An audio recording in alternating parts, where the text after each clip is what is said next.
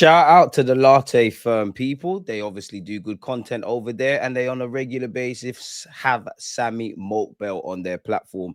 And it feels like there's a bit of bad news where Eze is concerned. Now, again, the rumor mill, 1 minute he's signing for Arsenal, then he's not. Let's urge caution, let's urge conclusions on our opinions of our transfer business until the window's shut. But for me, people, whether we get Eze, if we don't get Eze, whatever, Mikel Arteta, you know what needs to be done in May of 2026? That's all I'll say on that. If you think you don't have enough or have enough, you need to do what needs to be done.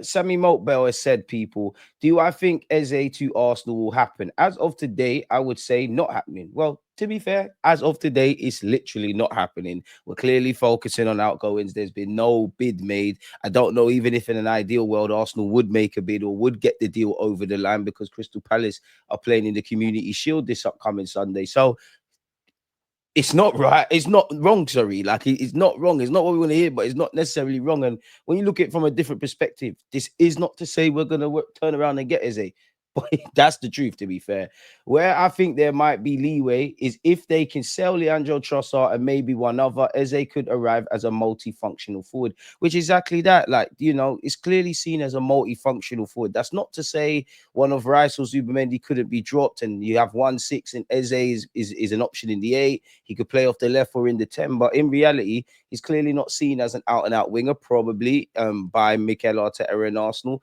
Odegaard is not going to get dropped out of that 10 role, and we're not going to see any real dynamic changes in the midfield behind Odegaard. So where do they see Eze, and do they feel he's worth moving the boat out for? Me personally, I think he should have went for Eze before Madueke. I know the two are not interlinked. You could argue Madueke would still be available, if I'm honest with you, later on in the window. And I must admit, obviously, I don't think we're under any financial issues. We are one of the, well, United are going to clips us now. But I think we were the third, up until I think the Sesko thing with United, I think we were the third biggest spenders in the Premier League. I can't speak about the net spend of others, but our net spend was all right, which is music to the ears of the Cronkies.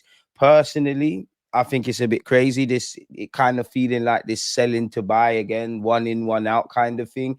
I think this is telling me everything. And to be fair, whether you get Rodrygo or you get Eze, if not both, if you can't get Eze, multifunctional forward, I need to see whoever it is. I need to see someone arrive. The same goes for left wing with Rodrygo, which is my hope. But if it doesn't arrive, okay, cool. You don't think you've got enough. Whether you've tried to do things, cool. You've tried to do certain transfers. You've done certain other transfers. You know what you need to do next season. That's where I'm at, people. But that's in relation to Eze. He's also said on Arsenal's most likely left wing signing, where the interest is most concrete and has the most validation is Eze. It genuinely is. But at the moment, there are obstacles in front of that deal happening. What are the obstacles? What do you lot think? Smash the like button and let me know. Do you actually think Eze is worth all of this stress? I do, but there you have it. Before we get on to Rodrygo once again, people, yesterday, the Times, Gary Jacobs spoke and he said, what Arsenal need? Arsenal have already brought in Gyökeres, Zubimendi, Madueke, Mosquera, Norgard, Kepa. The signing of Gyökeres as centre forward was craved by fans and took the total cost of their summer spending to more than 200 million.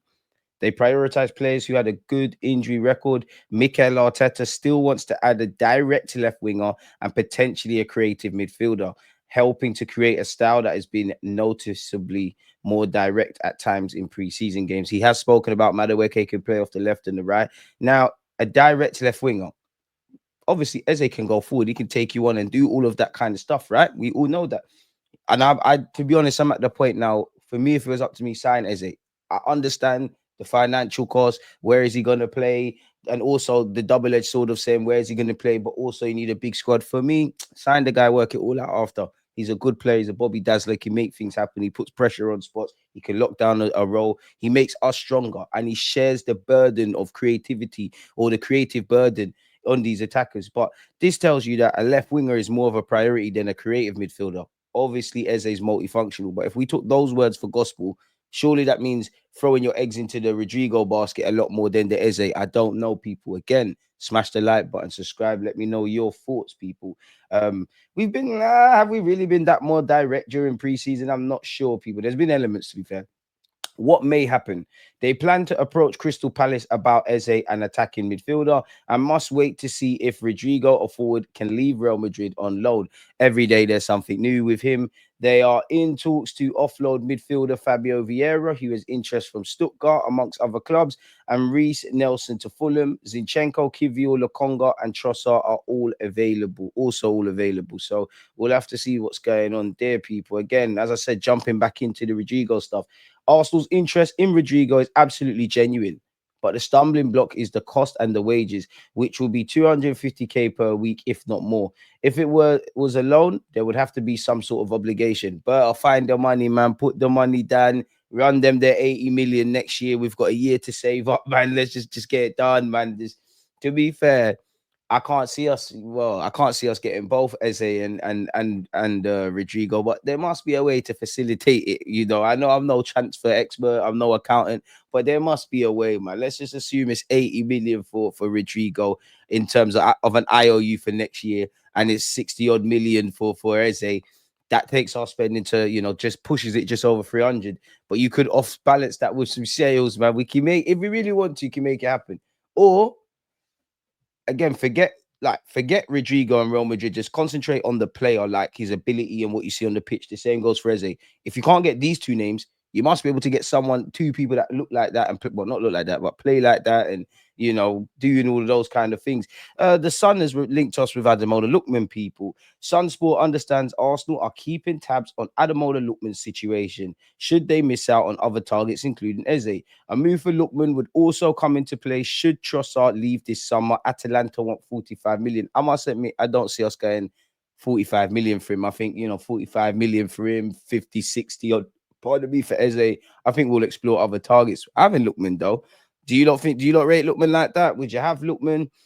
What do you not make of Trossard's future? Because I think he's gone regardless of what we do.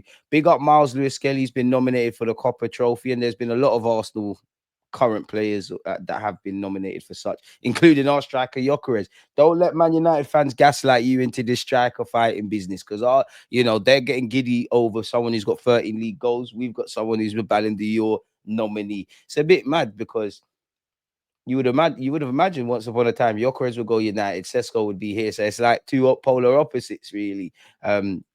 It's quite interesting. Sammy Maltbell said, if Isak goes to Liverpool, which I think will happen, which I think has a very good chance of happening, then I just can't see Newcastle sanctioning a move for Anthony Gordon. We know we're not getting Anthony Gordon, but fair play.